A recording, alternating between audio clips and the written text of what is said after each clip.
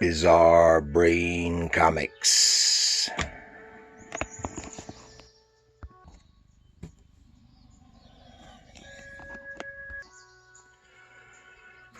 Hello, my comic book friends, and welcome to Bizarre Brain Comics. I am Gary, your host.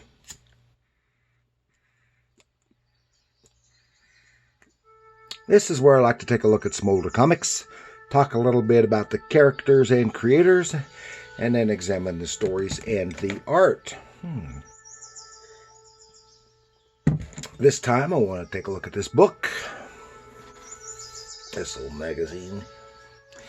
This is the Torch of Liberty special from Dark Horse Comics, 1995. Written by John Byrne, with art by Kieron Dwyer. And it's Torch of Liberty. It's featuring Radio Girl. It's kind of funny.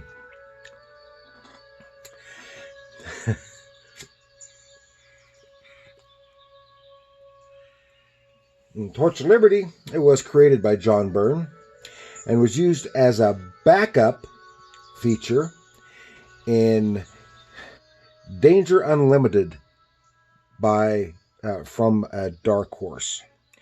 And that's a title I am unfamiliar with. I never read it, so this is the only thing I have ever seen of Torch of Liberty, and I like it. It's a lot of fun, and of course, it is a Captain America type rip-off character, created by John Byrne, who of course was a big Jack Kirby fan. And this Torch of Liberty, he is a super soldier type. I don't know, since they don't give any of the background in this issue. I don't know whether he's just an ordinary person in a costume and a mask, or if he's like a super soldier like Captain America. But they do mention that he fought in World War II, and this takes place in the mid-50s, right during the Red Scare, and it's a little bit of commie hunting and defeat of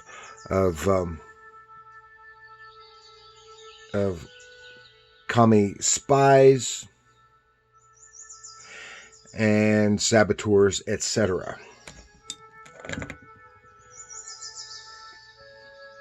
And it's almost to a tongue-in-cheek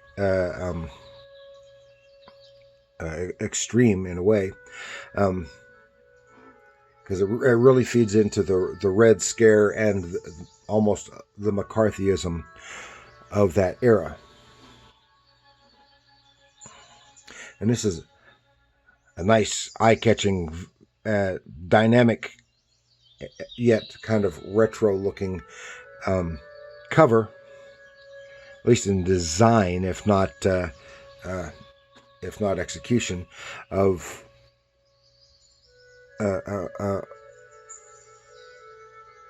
this character, reminiscent of books from that time. Of course, Captain America has that big gap between World War II and the 60s when he came back, except for a very short stint when they brought him back in the 50s as basically a commie hunter. But it didn't last very long, and then of course that was retconned into being a different Captain America. Well, this Torch of Liberty, he's really reminds me a little bit of Lancelot Strong, the second Shield from MLJ Archie comics from the late 50s. which was also a Jack Kirby and Joe Simon creation.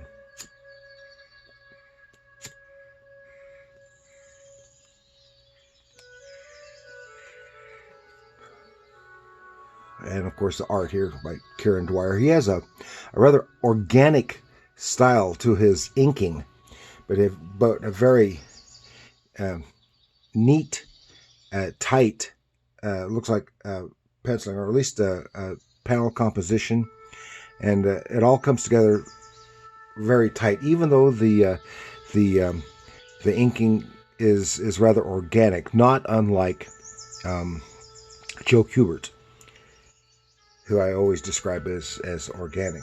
And it works very well for this character, when quite often the organic style doesn't work as nearly as well for superhero type characters.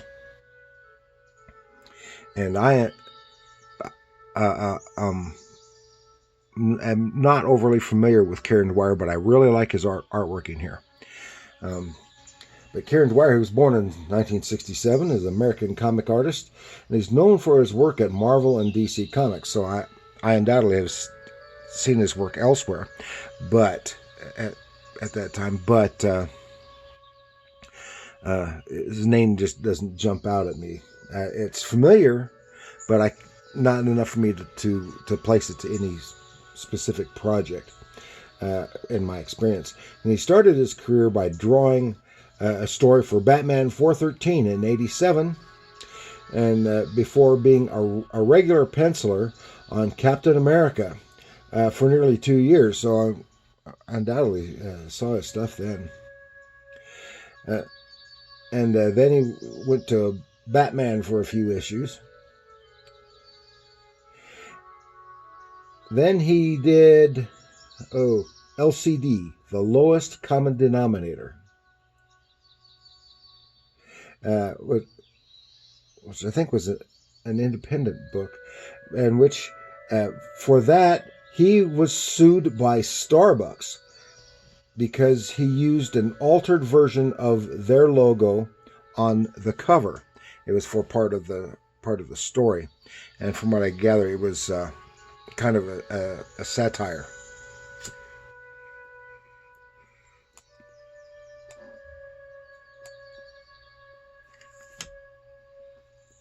And that's about all I know about Kieron Dwyer.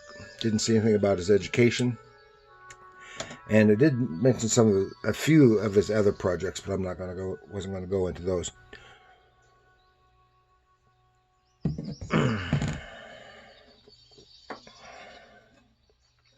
But I tell you, this is an enjoyable book, and I did enjoy the story. I thought the story was well crafted, and it's told in 4 chapters,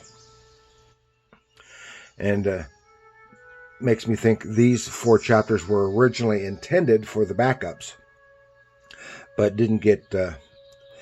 It was a storyline that didn't get used, so they used it here in this special issue.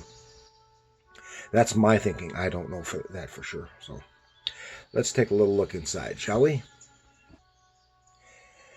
Okay, and here you can see the cover and that nice dynamic, eye-catching, and you got to say that image has impact. Impact. A very nice, clean style. Oh. Of course, the inside cover has the credits, and it doesn't even have a splash page, but it does have. Even though it's still 3-tiered, this functions as a splash panel, and I think it's because the chapters are. It's told in shorter chapters. It's told in a more old-fashioned manner, and is. But here we see him going across the rooftops with Radio Girl, and they're on a mission, going to check out something, and this chapter is called The Red Menace. Something about some spies, and here they are. They're overhearing through the skylight, looking in on this meeting of spies, and some of these are American traitors her working with the Russian commies and the Soviets. And it's a really nice visual storytelling, pleasing, nice detail, but yet it's both tight and loose in the background. Seems like the cityscape there, and it looks like all the inking, even the straight lines and stuff that normally would be done with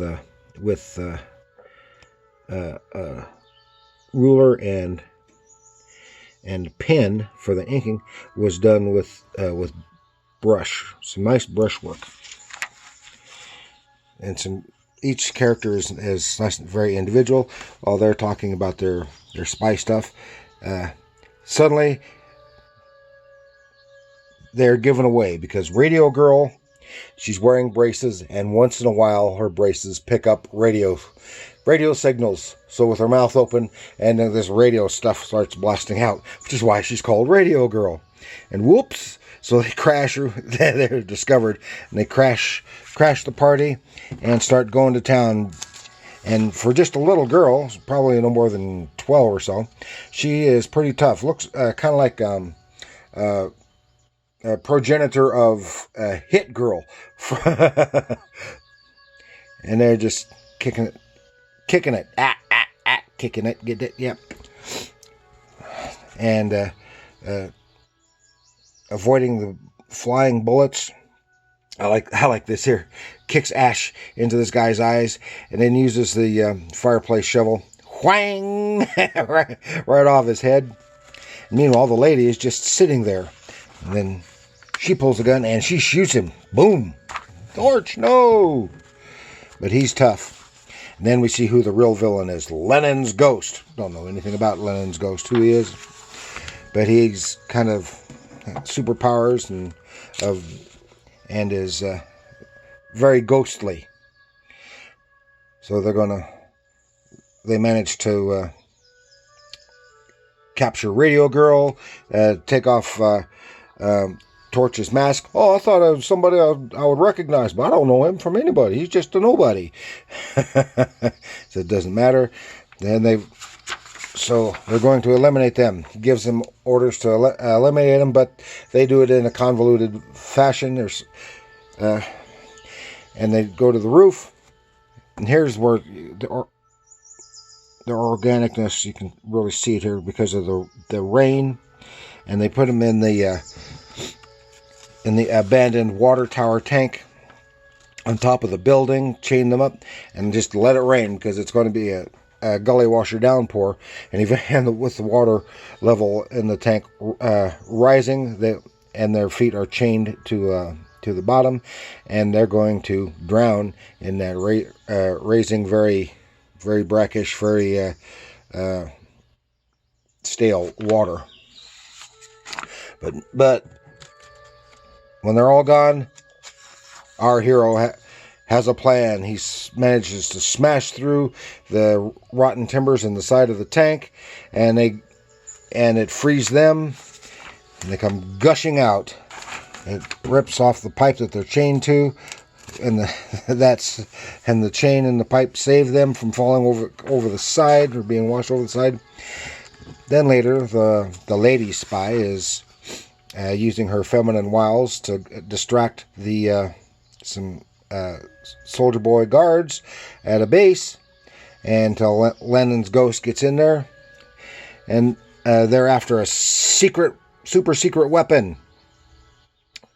Yep, they're after a super secret weapon, and they pull a gun on them. The technicians turn around, and it turns out it's actually Torch and Radio Girl in disguise. So they have a slugfest here. Oh, I didn't notice that before. That Torch carries a 45 on his hip. Yeah, don't know why he hasn't been using it, but he's a more hands-on type guy. And here it shows that Lenin's ghost is very strong and capable. And in the fight, the super secret blaster type weapon, which we see here, blasted a hole through steel plate, during on the test stand, and it gets knocked askew and is powering up, about ready to fire right at Radio Girl. So to save Radio Girl, he Torch saves Radio Girl, but in the process, Lennon grabs the device and takes off. So now they're being patched up. We've only got to find out that there's that in that device, it has to be recalibrated after every use, or it will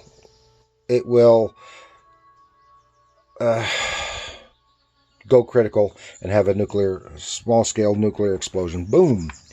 So they've got to find them. They've only got a little bit of time before the thing goes off and kills a bunch of people, innocent people. And here they're messing around with the gizmo, and they find about the calibration unit here, and they play with that. Don't know what it does, but in the meantime, Torch finds them out there in a cave in a mountain somewhere, and they attack, trying to take them out.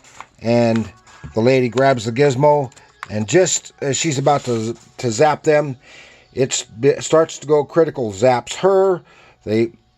Torch and Radio Girl get free. They run for the exit because it's inside the mountain. The blast is muffled, and while it destroys and turns the mountain into a pool of lava, and all the spies and possibly Lennon's ghost are all killed. They got away and are to their freedom, and they won. And that is the end. Oh. And I like this.